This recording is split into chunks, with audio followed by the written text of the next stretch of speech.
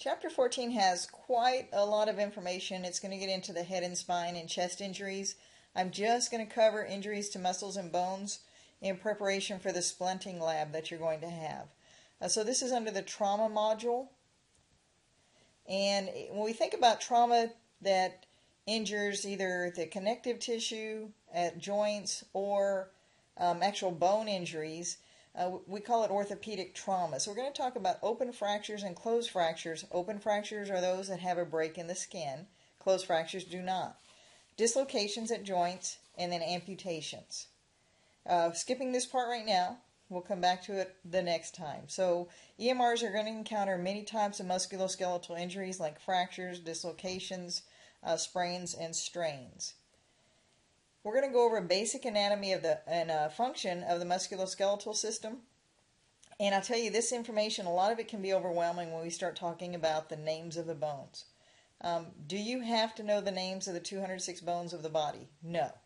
And one really neat thing, if you do learn one name of one bone, most of the time it has a pair. For instance, your forearm, the two bones that form the forearm are the radius and ulna. So you have one on the right and a set on the left. So, you know, once you learn one, you can match it up with the one on the left side of the body. But the more you know, the better you're going to do. Biggest thing we want you to do is be able to recognize signs and symptoms of these injuries as well as provide care at the scene, because splinting is something very routinely that you'll be able to do. And looking at the scene size up, you think about trauma. So it could be blunt trauma, like falls, or somebody was struck with something, or penetrating trauma, like ballistics from a gunshot wound or a stab wound or a spear or something like that. So in your scene size up, you have to think about all those things we talked about as mechanism of injury. Is the scene safe? How many patients do you have? Do you need some specialized skills, some specialized equipment, as well as skilled people to help extricate? Looking at the primary assessment, I will tell you this. Fractures, especially long bone fractures that get grossly deformed, they're very distracting injuries. Somebody could have a fracture between the knee and the ankle, and it takes a right turn about halfway down. And it's gross, and bone ends are sticking out and everything. But they're not going to die from that. They're going to die from the head injury, the chest injury, the abdominal problem, or their pelvic fracture. So think about things that can distract you, and you think, oh, this is life-threatening. Well, maybe not. In fact, if you move that person too fast, you could, affect pain for sure, and maybe increase bleeding. And then all these other things will come into play as we take care of our trauma patients. So the 5 parts of the patient assessment sequence is, taking care of the scene, running through your primary as well as your secondary assessment, history through the sample, and then that ongoing assessment, continuing to assess the patient.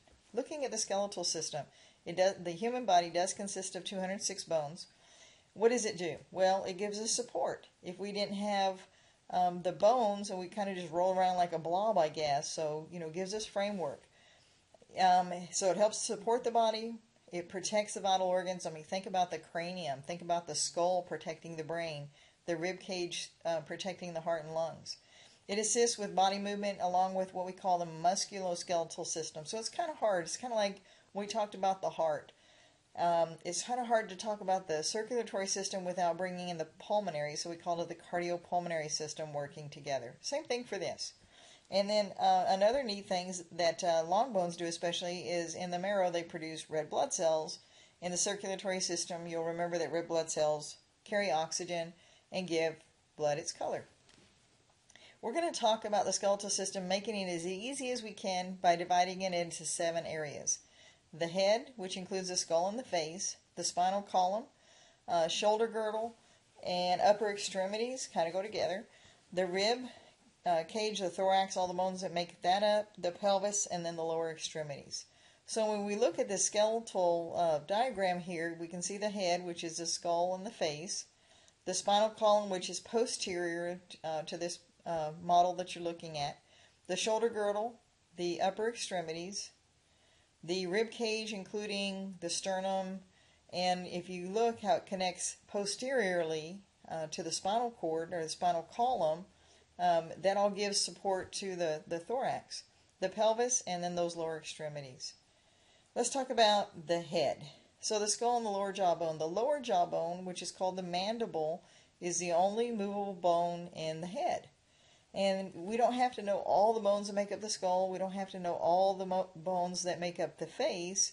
We just have to know that they should be there. Most of the bones of the skull are fused together. They're still separate bones, but they're fused together. So check this out. An infant that has a soft spot, the anterior fontanelle and the posterior fontanelle, those soft spots, especially the anterior one is more dominant.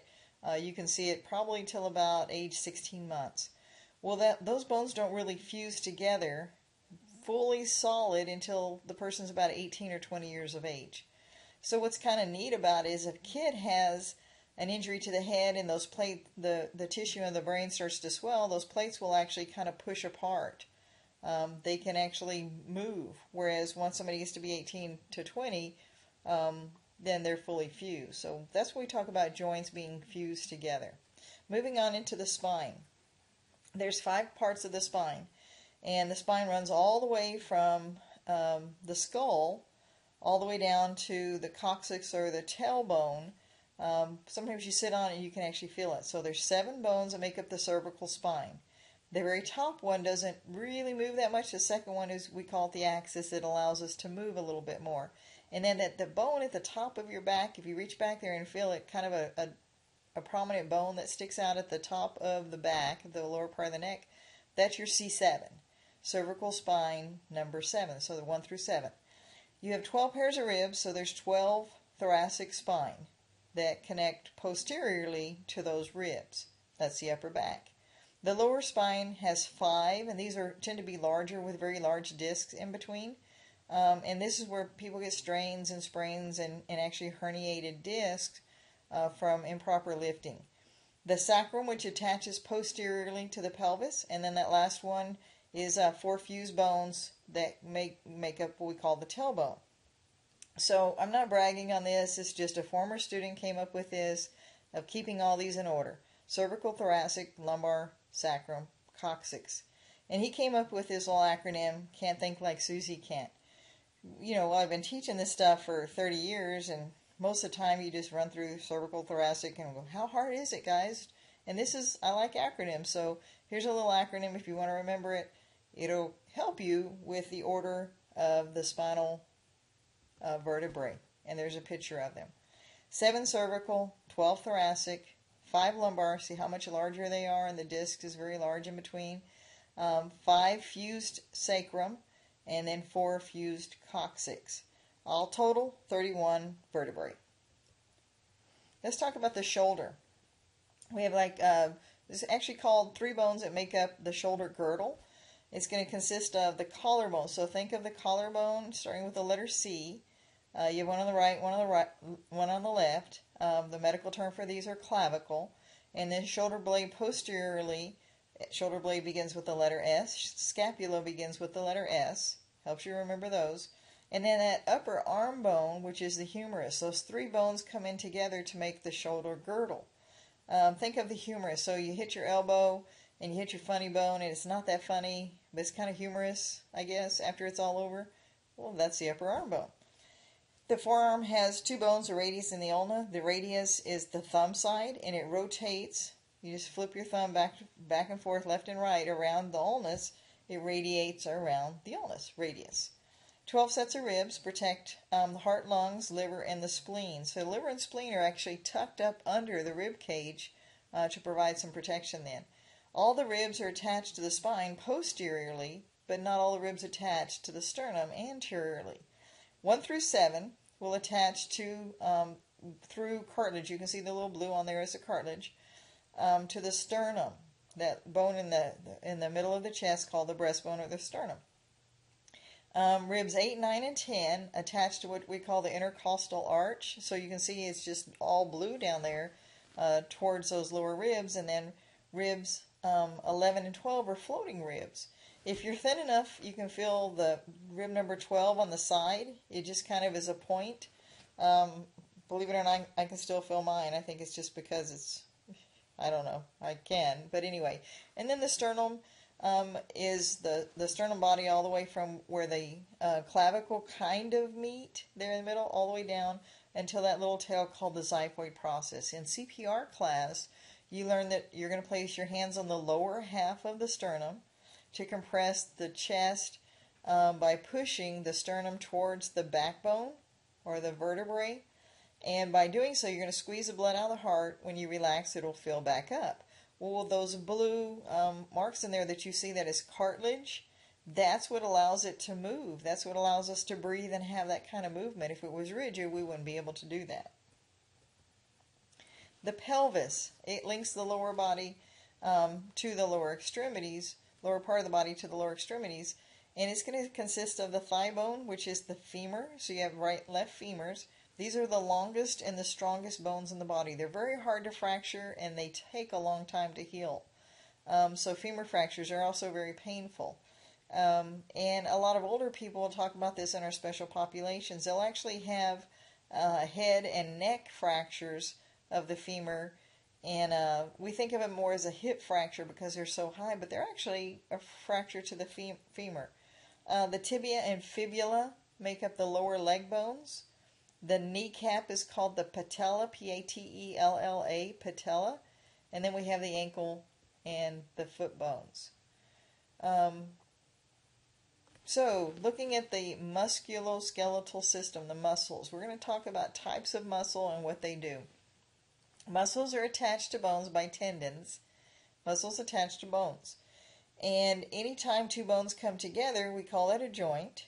Anytime we have two bones that come together, they're held together at the joints by ligaments. So I think of ligaments as uppercase L. That kind of looks like an elbow. That's bone to bone. Muscles, I think of like a tough guy or a bodybuilder. Tough guy, T for tendon, T for tough guy. Muscles are attached to bones by tendons, T tough guy. Bones are attached to bones, L looks like an elbow, ligaments. One way of remembering it. Three types of muscles. You have your voluntary muscles that are attached to bones. So those are what we call skeletal muscles. If you want to move your arms or legs, it's voluntary. You move them and they move. But some muscles are involuntary. For instance, the muscles of the digestive tract, like the intestines especially. Some internal organs, the pupil. You shine a light in the pupil, you don't have to think about it getting smaller. It just always does. So some muscles are involuntary. You don't have to think about them. I mean, think about the diaphragm. If you had to think, I need to breathe 16 times a minute or I'm going to die, you'd be afraid to go to sleep. So luckily we have involuntary muscle. The cardiac muscle is involuntary, but it also has what we call special properties of automaticity, meaning that all of the other ones, the intestines, the diaphragm, everything else, they still need a message from the brain to cause them to contract, whereas the heart doesn't. That's why somebody can be brain dead and still have a heartbeat. The brain doesn't tell the heart to beat. It works automatically. We look at mechanism of injury. Three types of force that can cause musculoskeletal trauma. So it could be direct force. Somebody got hit with a baseball, or somebody got hit with a baseball bat, or their chest went into the steering wheel. Direct force. Indirect force. So they jump down and land on their feet, and it jams the bones of the legs into the pelvis, and they break a femur. Indirect force. Or it could be twisting force. Something that grabs, especially an extremity, and twists it. A lot of times they'll end up with spiral fractures. So we want to get as much information from dispatch and from the scene. What happened. When you get there, everything's over. Everything's all said and done. I always liked watching live events, like doing standbys at football games or rodeos, bull riding and such, because you actually got to see everything. And I remember, you always work with a partner, being on top of the chutes where the bulls would come out, and the riders would get their hand caught up in there and get thrown off, but whipped around left and right and stomped on and all this stuff. And I would stand there just staring, watch, oh, okay, that's a chest, that's going to be an ankle, that's going to be a leg, to really get that mechanism of injury. My partner would go down and, be ready to enter as soon as the scene was safe, the bull was clear. but I had a pretty good idea where the injuries were going to be. Well, you don't get that advantage on most of your calls. You show up on scene and everything's all done. So as much as you can, what happened. And for the most part, people are able to paint that picture for you. There's different ways people use to describe their injuries. So use your senses, listen to them, and the most important part of your job is to make sure you look, assess. Otherwise, you're not going to be able to treat. So I was kind of always known as the fastest scissors in the West. If somebody said, "Oh, I think I broke my leg," boy, they lost their pants. I was cutting right up the pants. And then they would scream, "It's just my ankle." I cut $100 pair of jeans or whatever. So you have to expose. You have to be able to see it. Don't be embarrassed about, I don't want to look under their clothes or anything. You have to be able to see it using those senses of sight and touch to see what it is. So we look at types of injuries. Fractures of broken bone. Now it's really hard in the field to say this person has a fracture unless you see a bone end sticking out. Therefore, what we'll always say is they have a possible fracture. They have painful, swollen, maybe deformed, but I can't definitely say it's a fracture. I don't have x-ray vision. Unless I see bone ends, then I can pretty much say, yeah, it's a fracture. So it's a result of significant force. In a closed fracture, there's no break in the skin. In the open fracture, there is. So you're going to have to do soft tissue injury care, which is your bandaging and dressing and bandaging, and then splint it. You can't just splint. You have to take care of the open wound. It invites infection. It's going to continue to bleed, so you have to look at those things. A dislocation is a disruption, something that really stresses that appendage. So take an ankle that moves it so far in one direction that it's not meant to move, that it tears on the ligaments of that joint. So it's a partial dislocation, or it can stay dislocated. A lot of times it goes really far and then comes back. We call that a strain, but something that stays dislocated is called dislocation.